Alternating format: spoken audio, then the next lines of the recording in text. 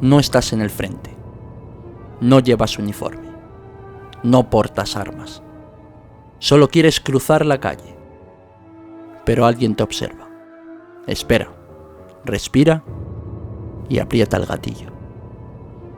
Durante casi 4 años, esto ocurrió todos los días en Sarajevo. Hombres, mujeres, ancianos y niños se convirtieron en objetivos humanos. Algunos supervivientes lo describieron como una cacería. Otros utilizaron una expresión todavía más perturbadora: safari humano. La ciudad de Sarajevo se transformó en el escenario de una de las formas de terror más crueles de la guerra moderna. Haceros un pequeño resumen del contexto histórico donde surge esta auténtica barbaridad. Durante décadas, Yugoslavia había sido una federación compuesta por varias repúblicas: Serbia, Croacia, Bosnia y Herzegovina, Eslovenia, Macedonia y Montenegro. Tras la muerte del dictador Tito, en 1980, comenzaron a surgir tensiones nacionalistas. A principios de los años 90, la Federación Yugoslava comenzó a desmoronarse. En 1992, Bosnia y Herzegovina declara su independencia. La decisión fue rechazada por parte de la población serbo-bosnia y por el gobierno de Serbia liderado por Milosevic. Sarajevo, capital de Bosnia y Herzegovina, se convierte en uno de los principales objetivos. El 5 de abril de 1992 comienza oficialmente el asedio a Sarajevo. Las fuerzas del ejército de la República Srpska ocupan colinas y montañas que dominan Sarajevo. Desde allí tenían una visión perfecta. La ciudad estaba atrapada. Los habitantes no podían escapar. Y los soldados que rodeaban Sarajevo tenían algo que pocas veces se había visto en la historia de la guerra moderna: una ciudad entera convertida en un campo de tiro. La avenida principal de Sarajevo es una larga arteria urbana que atravesaba la ciudad. Para cualquier persona normal era simplemente una calle, pero durante el asedio se convirtió en uno de los lugares más peligrosos del planeta.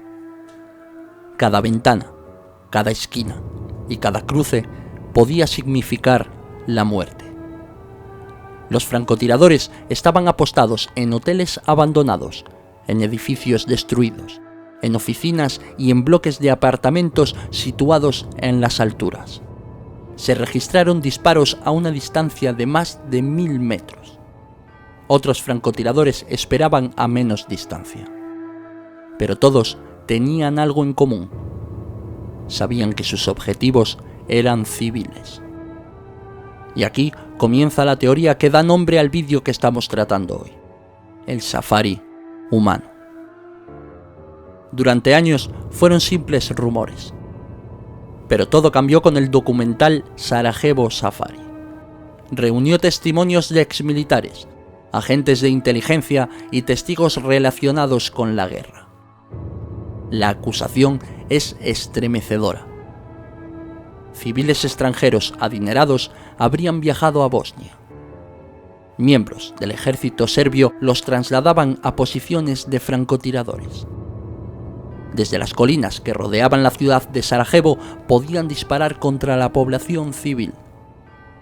Y según algunos testimonios, pagaban grandes cantidades de dinero por hacerlo.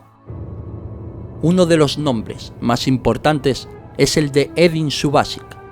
Este hombre afirma que en 1993 recibió información procedente de interrogatorios a combatientes serbios capturados, y según relataban, algunos de ellos hablaban de extranjeros occidentales que acudían a las posiciones serbo-bosnias no como soldados ni como mercenarios, sino como personas que pagaban para disparar a civiles. Lo que llamó la atención de los servicios de inteligencia bosnios era precisamente que no cobraban por combatir, pagaban por participar. Aquí aparece uno de los aspectos más perturbadores de toda esta teoría.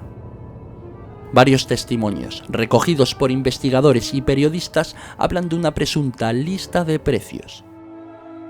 Según estas declaraciones, disparar a adultos tenía un coste, disparar a mujeres tenía otro, pero disparar a niños era lo que mejor se pagaba. Cabe recalcar que todavía no existe una documentación judicial pública que haya confirmado esta lista como un hecho probado. Lo que sí existe son testimonios y declaraciones recogidas por investigadores y por periodistas. Pero si fuera cierto, estamos hablando de uno de los episodios más escalofriantes de la historia moderna. ¿Pero quiénes eran esos supuestos cazadores? Los testimonios mencionan principalmente a italianos, estadounidenses, canadienses y rusos. Aunque a día de hoy no existe una lista pública confirmada. Según varias investigaciones periodísticas, los presuntos participantes eran personas con recursos económicos elevados. La teoría sostiene que muchos de estos individuos se reunían en Italia, volaban hacia Belgrado.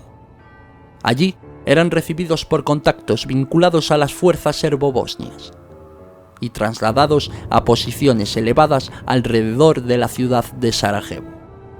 Desde allí observaban la ciudad sitiada. Hay que recordar que desde esas colinas podía verse prácticamente toda la ciudad. Era como mirar una maqueta, pero abajo había cientos de miles de civiles atrapados.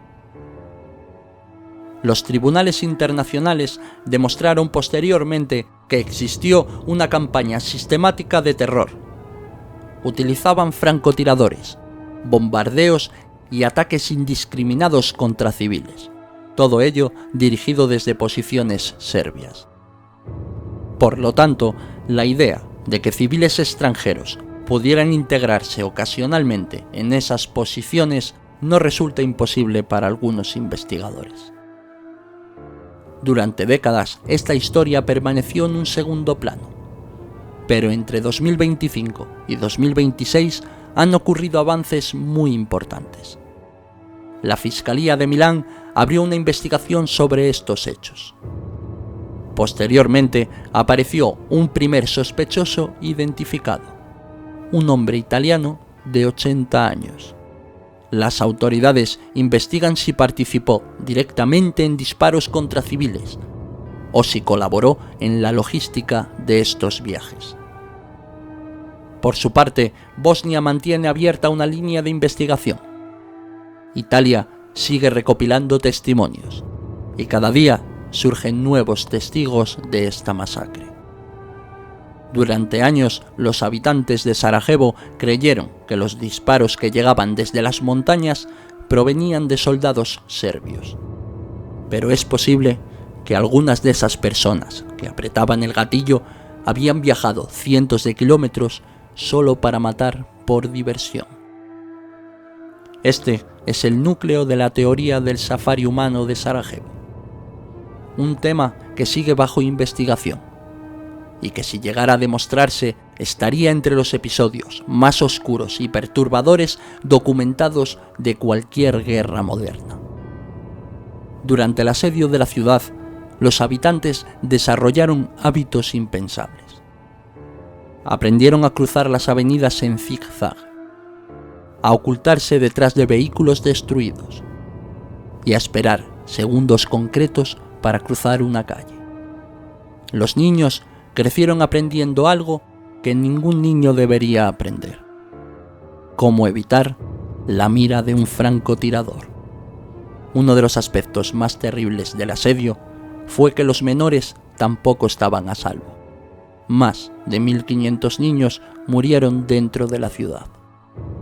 Muchos fueron alcanzados por disparos de francotiradores mientras jugaban, mientras iban al colegio o mientras acompañaban a sus padres heridos.